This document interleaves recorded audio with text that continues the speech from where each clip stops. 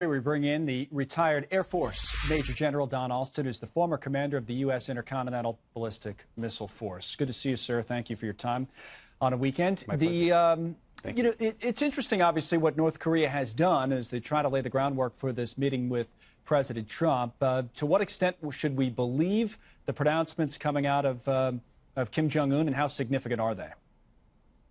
Well, I think it's pretty productive that he makes these gestures. He's got a very important near-term objective, and that's to stand on the world stage next to the President of the United States.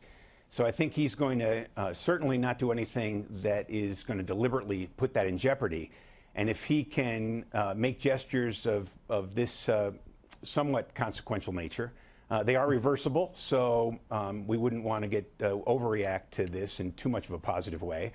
But it's certainly an important gesture. When we get to the level of discussing reducing and ultimately getting him to give up his nuclear weapons, we're going to have to be worried about real capabilities and not just gestures and spoken intentions, because those can change overnight. Your point about being reversible is a point well taken, and it almost reminds me of what President Trump himself said the other night when he was talking from his point of view about this meeting, saying, hey, if I go in there and things aren't working out well, I'll just walk out. I mean, he could reverse, that's his point of view at least. He could, not hang around for the meeting. The same way if Kim Jong-un says, I'm going to stop this testing, the moment he doesn't think things are going well, we could see the test come again, right? Well, absolutely. And, I don't think it would be prudent to set too many preconditions before the meeting takes place. But at the same time, you and I have both been reading about what does denuclearization mean to Kim, or what does it mean to us. I think it's an absolute that it has to be the elimination of his nuclear weapons. So we might want to have to establish that right up front, because there's little redeeming value to meeting if we don't have a common objective in mind. Right. You have to know what you want going in. That's a very, very good point. Let me have you listen for a moment to one of the advisors to the president, Mercedes Schlapp, because what the White House has been saying is that their campaign here of maximum pressure, as they call it, has really been what set this up. Here's Mercedes Schlapp. You're going to need to stop building these nuclear sites. You're going to need to allow South Korea and the Americans to be able to have these military exercises. And it's because of the fact that he came up with, and his administration came up with, a very strategic solution in ensuring that there's this maximum pressure campaign on North Korea. These economic sanctions are hurting that country. And the mere fact that it wasn't done alone.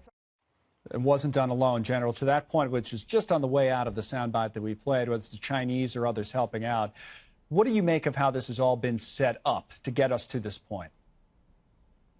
Well, let's face it, prior to this, the approach by the regional players as well as the United States has been to let him bring the region into crisis and then negotiate his way to get a favorable outcome, change his behaviors only temporarily, and then go back to the behaviors that need to be corrected again. So I think that the approach that the administration has taken has absolutely deserves credit for bringing this to the point that we're at right now. So I believe that we need to retain the maximum pressure through this process, and until we see bona fide action by North Korea that are walking down the road that it's vital for the region and the world that he takes those steps. And we'll know next month or early June how it all plays out. General, before we let you go, I do want to get your thoughts on one other important story, as we have a minute or so left, and that's Syria.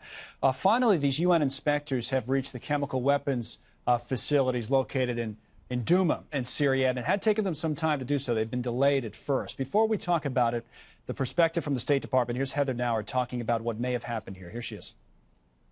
Russian officials have worked with the Syrian regime, we believe, to sanitize the locations of those suspected attacks and remove incriminating evidence of chemical weapons use. So it took a week or so for these inspectors to get in, and now, to Heather Nauert's point, you wonder what they find when they do get in. Right. And I think that, there's no doubt in my mind that the Russians and the Syrians are going to make this as murky as they can. And so there'll be denials as we work through this. It'll be very interesting to see just what the team finds.